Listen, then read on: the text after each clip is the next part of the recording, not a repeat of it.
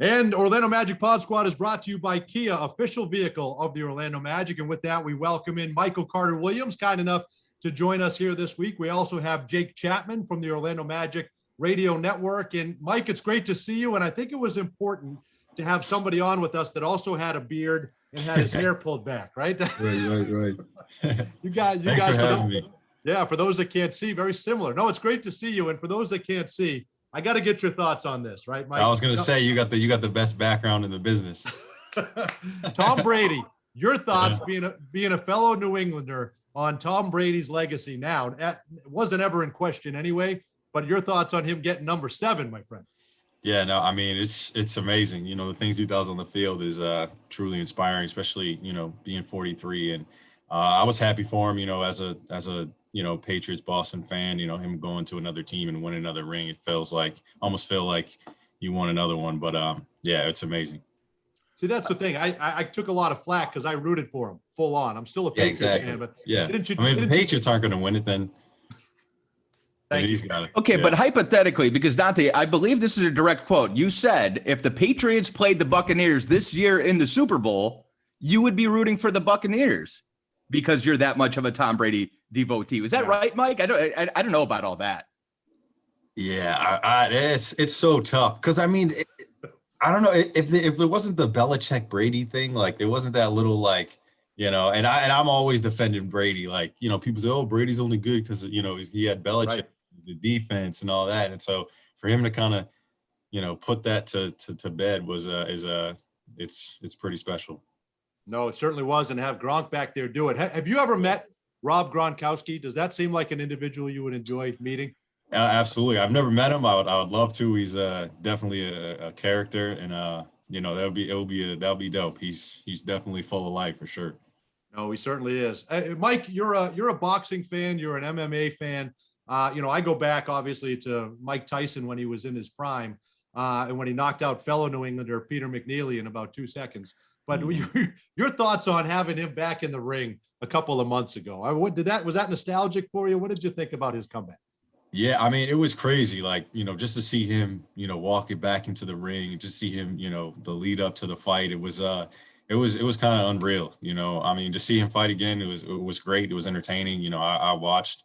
You know, it was cool. You know, to see him fight. You know, it's not like he's going in there fighting somebody that was super young. You know, he's fighting somebody his age. See him back in action. You know, I hope to see him fight again. Mike, when you were younger, did you play multiple sports, or was it typically basketball all the way? Yeah, I played a lot of sports up until 8th grade. Like I played baseball, football. I played soccer for a little while. So I played a lot of sports.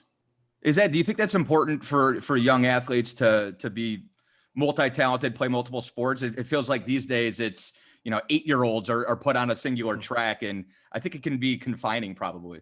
Yeah, no, for sure. I think it's, you know, very important for kids to try multiple sports, you know, just for the team aspect of it. And also, you know, I think it moves your body in different ways. You know, I think your basketball movements are very similar all the time. Soccer movements are different, you know, football movements are different. So yeah, no, I encourage people to try all sports. You know, you've got quite the basketball family, Mike. You got 3 brothers that are playing now, a sister that played. Your parents played, right? Your stepdad played. I mean, how much did they encourage that? How important was basketball part of your life, right? Yeah, no, for sure. I grew up in a basketball family. You know, my mom and my stepfather, they both coached, you know, while I was growing up. So I was always going to games, you know, when I was younger. So yeah, you know, like I said, grew up in a basketball family. You know, we talk about it all the time. Yeah, it's just a huge part of our family. How competitive did those games get at home in the driveway? That's what I want to know. No, yeah, in the backyard, they got real competitive. We actually, when I was, you know, we built a full court in my backyard, so there was a lot of games going on, a lot of competitive horse games, a lot of 1-on-1s, 2-on-2s. So definitely got hectic at times. So a full court in your backyard. So was your house the place to be? Did the whole neighborhood come over to play? Right? How were those games? Yeah, my house was definitely the place to be. There was some memorable games back there. I remember one day we had like me, George Niang, Nerlens Noel.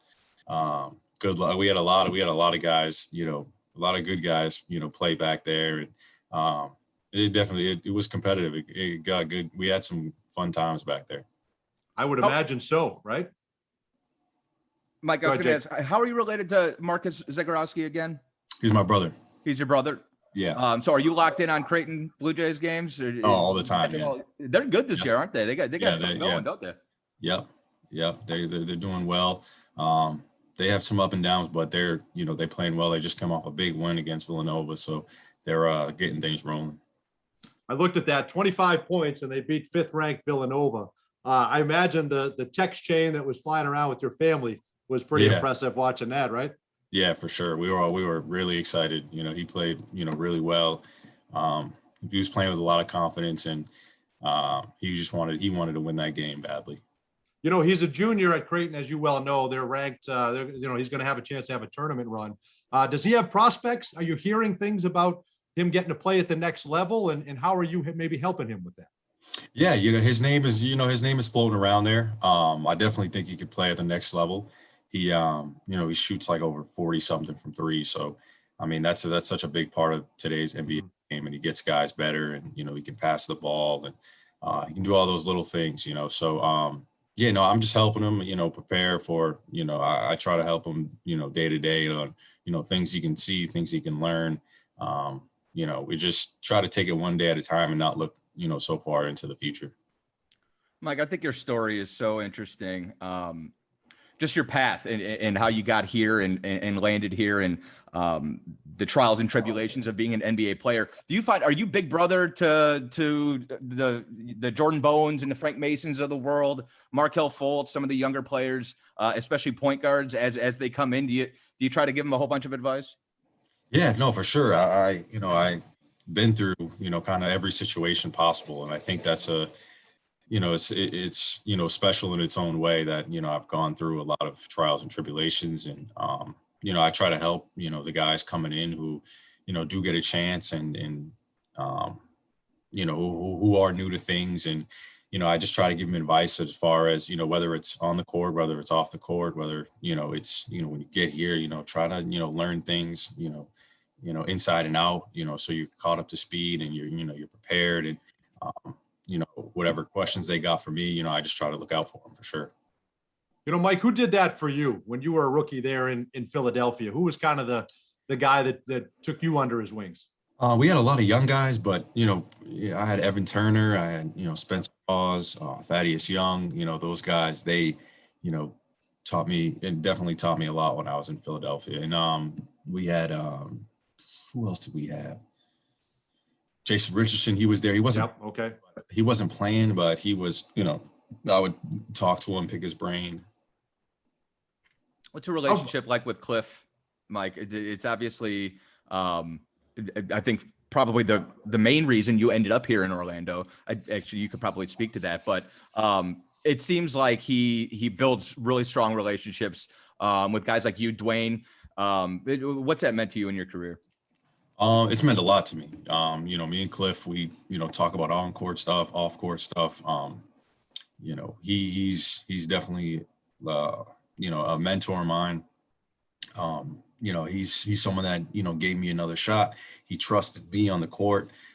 He appreciates, what I do and what I bring to the team. So, I'm more than thankful, for that of him. And, our relationship, it runs really deep. I think he understands me. I understand him. We're able to have honest conversations. We've, butted heads at times. And, it's made me a better player. It's made me a better person. And so I'm definitely appreciative of our relationship. You have to have that. You're going to butt heads, right? You have to have that two-way communication and that open-mindedness and honesty to be able to do that, right? Yeah, no, for sure. And it's, Cliff shows, myself, he shows, all his players so much love that, he's able to, when we do butt heads, he's able to get on you, and he's able to say, pretty much anything he wants, to you, because we've already built up, that relationship. He says things to me, and I never, will take it to heart, because, I know where he's coming from. He's only looking out for, my best interest. Can you give us one of those examples? You hear about button heads, and I hear everybody say There's no gray area. Yeah, everybody knows exactly where they stand with head coach Steve Clifford, which has got to be good, right?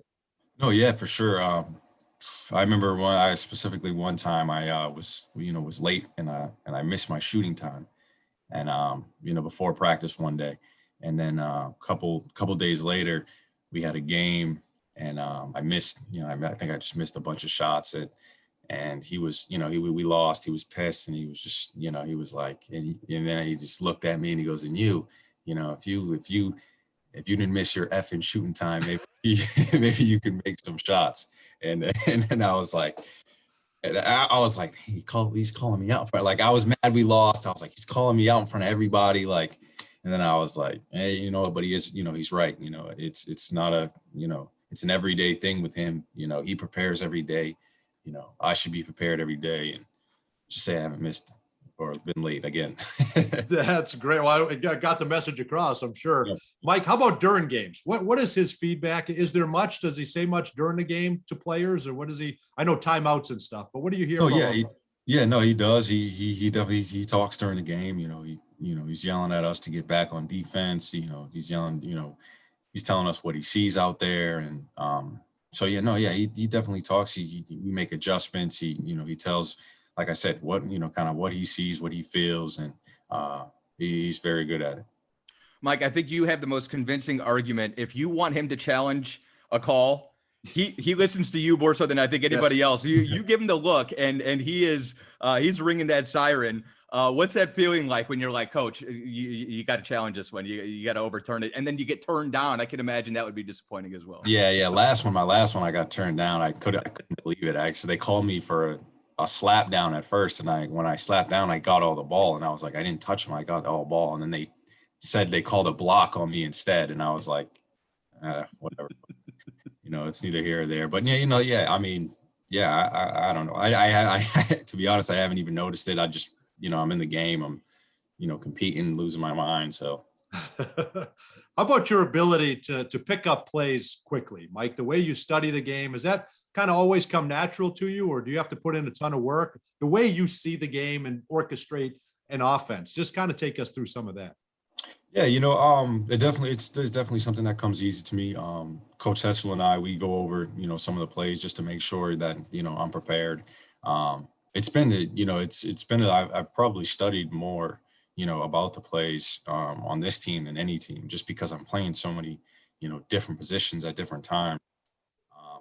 I'd say it definitely comes easy to me, but I've put in, some work on, where I needed to be, and, if I'm playing the 2, if I'm playing the 3, if I'm at the 1. So I try to, pay attention to, multiple things at once. What's the most rewarding for you with that? Is it when you kind of guess right because you've done your film work and you draw a charge, or you get a steal because you're in the right spot? What's kind of the most rewarding part of all that film work? Yeah, definitely, studying it and then realizing that, I did the right thing, and it's successful. Sometimes you're in the right spot, and, you still get, and the team still ends up scoring. But, when you make a stop, or, I'm in a position to take a charge and I get one or a steal, that's definitely the most rewarding. How difficult has this year been with the injuries? I mean, obviously, I'm sure you were frustrated with the foot, but, how do you build consistency and habits when there's just chaos around you on the roster? I mean, it's just been nuts. Yeah, I know it's been hard, especially because, we were looking forward to this year so much, having everybody back.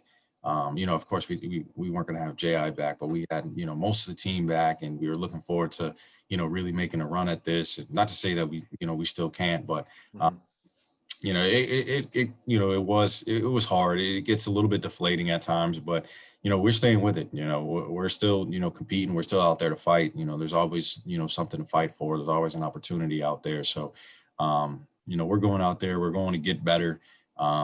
It may not be, we may not see the results, now or this season that we wanted, but I think we're preparing for the future, and, the better we can get now, and those guys coming back, it's going to be, all the better then. I think you almost had Vooch running point the other day. Did he offer that? I know, right?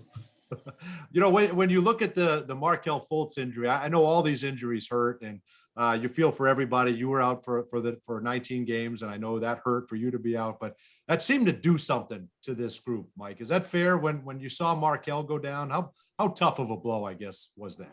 Yeah, that was a big blow for our team. Obviously he's a huge part of our team. He's the starting point guard on our team.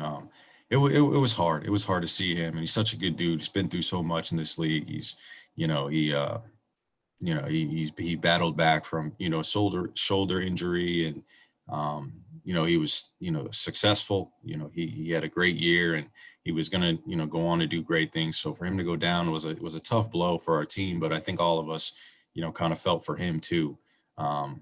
Luckily he signed his deal, he signed his contract. He still has a lot of time to get healthy, so that's a plus and a blessing in his eyes. But it is tough. We see him every day, rehabbing. He's rehabbing constantly. He wants to get back, and he's doing all the things he can to be back for sure.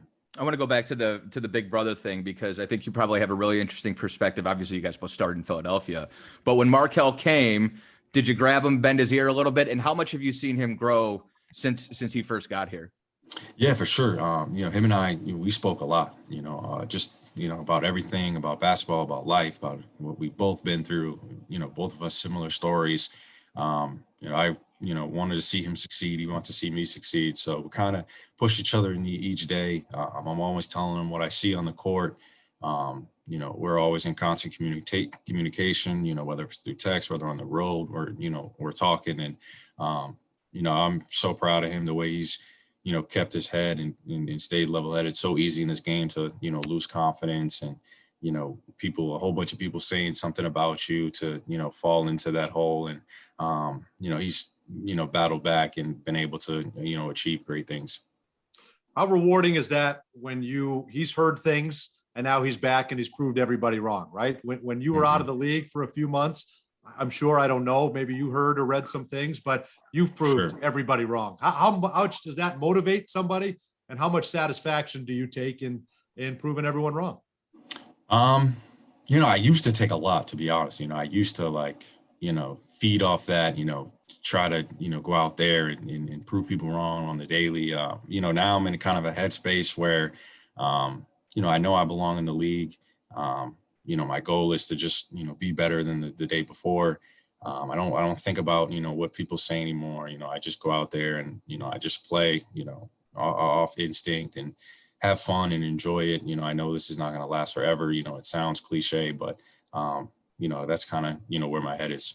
When did that? Go real quick, Jake. I want to, because Jake, you're going to experience this one day soon enough, but I want to know how much not being out of the league, but I just want, but as far as, you're a dad now, right? Yep. And I know for me, no matter what I'm dealing with in my day, I can have a bad broadcast. I do it daily. But when I come home and see my daughters, right, there's something, how much did that change when you now have a daughter and you come home and see her? No matter what's happening, you've got her in your life. Yeah, no, it's definitely changed me, immensely. Going home and seeing her every day is, definitely puts a new perspective on life, and just, your goals that you have, and, just your whole mindset in general, going home and playing with her and getting away from the game a little bit, and just having appreciation for something, so different. And yeah, I mean, you're a parent, you're a dad. So, the feeling, and it's definitely changed me, my perspective, and, I just helped me grow a lot. Yeah, I get defensive when it's a little different with COVID, but you're at the playground and a kid doesn't want to play with her. Right. And I take that personal. Right. I take that personal too.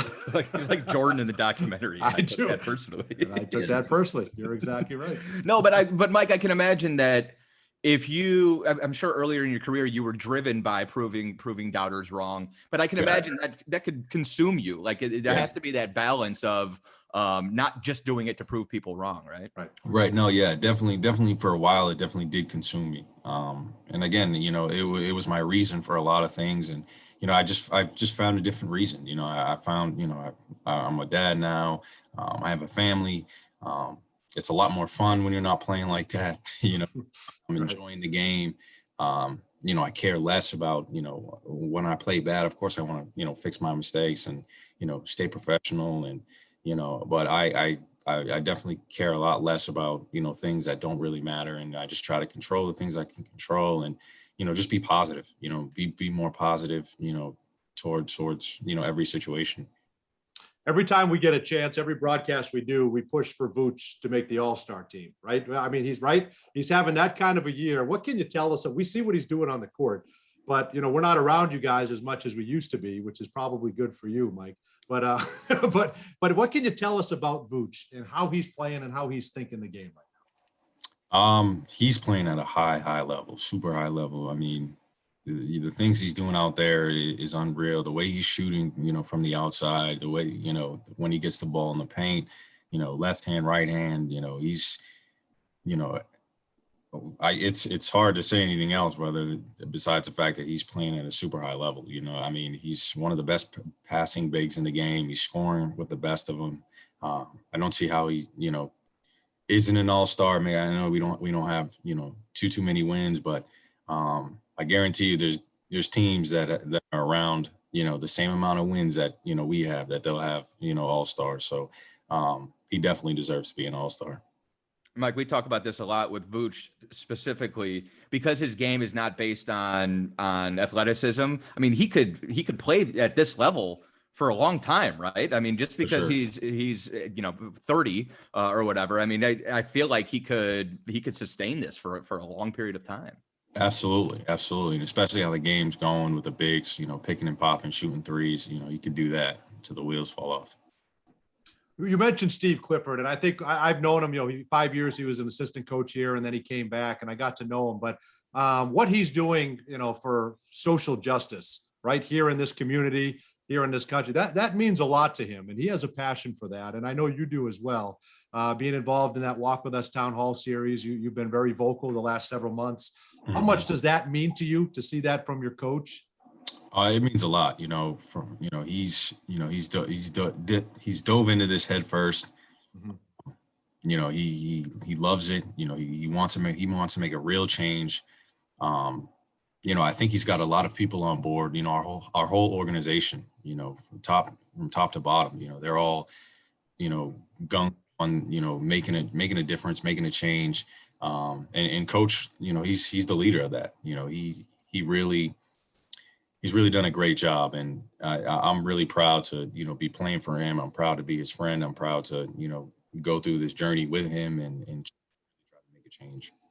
Have you stopped yet to think back about how historic that moment was in the bubble with you in Milwaukee, that boycott that happened? Yeah, it's pretty incredible, to go back and think about, the things that, they did, the things that we were a part of. I'm interested to see, as time passed, how, monumental that will be. I don't want to put you out of the league, but what does Michael Carter-Williams do when he's done playing? Do you want to coach? Do you want to get involved in social justice stuff? Both? Yeah, I don't know. I don't know what, I'll feel at that time. I've always thought about coaching. I've done it, coached my little brothers. I've coached, younger kids. So I don't know, maybe I don't know what level it will be. Maybe I'll want to stay, in coaching in the NBA. I don't know. It's definitely, I think it's definitely an option for me. I'm always going to stay in social justice. I'm always going to, help, fight the good fight and, try to make a change in the community, for the better. So, that's something that, I'll always do.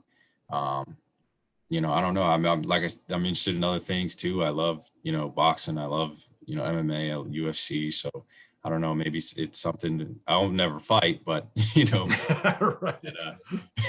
maybe it's something in that field. So, I'm not sure. Well, you got time. You got plenty of time. Exactly. Yeah. Really got time to figure that. For those that don't know, Mike, you're one of the first ones to step up when we were considering everything with social justice. You were the first one to say, hey, whatever you need. And you've been very involved. So kudos to you as far as that goes. Thank you. Yeah, we've got some questions, just a couple quick ones. We want to be mindful of your time here, but cool. Fans submitted questions and they always love hearing from you. So we'll go down this list here. First one, what music do you listen to pregame? I'm not a big music listener pregame. Okay. I more read motivational things, books, quotes. When I'm lifting, when I'm warming up, or whatever's in the weight room, I'm listening to, whether it's rap, mostly probably Drake, Roddy Ricch. There's a lot of different guys playing in the weight room, but I usually read before the game. Can you think of a motivational quote that's something that stands out recently that you got some good run from? Maybe not an exact quote, but I've been reading the book Relentless. Yeah. Great book. Just talks about, a lot of different mentalities, and gives stories about Michael Jordan, Kobe, D Wade, and it really, kind of puts things in perspective, and just playing off instinct and not overthinking, and just, kind of going out there and just playing. So that's a book that's, really helped me. It makes me play with a clear head. Sure. What are you snacking on game days? Do you have a pregame meal? Yeah, pasta. I always eat pasta before the game. Something to give me energy, pasta, and before the game I have a banana. This one says, does he watch or like football? And in quotes, soccer for us. So are you? I dabble. I dabble at times. I watch. I definitely watch a little bit, especially the bigger games, and ESPN. I'm always catching up on scores. So I would like to get more into it. My time right now it's been crazy. Of course. I always tell Cliff, if games didn't end in a scoreless tie, you'd have me, right? You'd have a little bit more. Exactly. A little more time to get into it. All right. Will you look to sign another sneaker deal, or are you going to remain a sneaker free agent? How about that question? That all depends. It all depends if something, comes along, and, I like the deal, and the shoe's comfortable, I'd definitely be open to it. Who did you look up to coming up? Who was your favorite basketball player when you were a kid? That's funny. Me and Evan were just talking about that. You, Evan, and T. Ross, and I don't remember having like a specific one player that I really, really admired or loved. Like, some people love Kobe. Some people loved watching Kevin Durant, like LeBron. I don't know. I never had that one guy where I was like, I want to be like him when I play. I watched great guards and Gary Payton and, Jason Kidd, ton of guards that, I watched, growing up, but not anybody that was like my favorite. It's funny, and we can end with this, Mike, but I get a kick out of this. I go in the locker room and I may ask Terrence 10, 15 questions about the game, and he'll oblige you. And you ask him one question about superheroes or Marvel, and he lights up. He lights up. He's one of the most interesting people there is, for sure. Well, he's got his pod, right? Yesterday, he's like, what did he say to me? He's like, hey, Mike, can I call you for real quick? And I'm like, I'm nervous. I'm like, yeah, what's up? What's going on? Like, I thought like he was in trouble. Like, he's never texted me that before ever in his life. And he's like, oh, I was playing trivia, and there was a question about UFC. I was going to call you for my lifeline. I'm like, bro. I'm like, come on, bro. He's like, my bad. Like, definitely. That's fantastic. He's got his podcast, which is a fun listen, and he gets to have all those conversations. Have you thought about that? Do you think you might dabble in one? Yeah, I'm definitely getting one going now. I'm finishing up my setup. I got to come up with a good name. That's not taken yet, so it's getting there. It's been a little bit of a process, but I'm definitely gonna get into one for sure. All right. Well, we appreciate it, Mike. Thanks for the time. Keep up the great work, and good luck the rest of the way. Okay. Thank you. I appreciate it.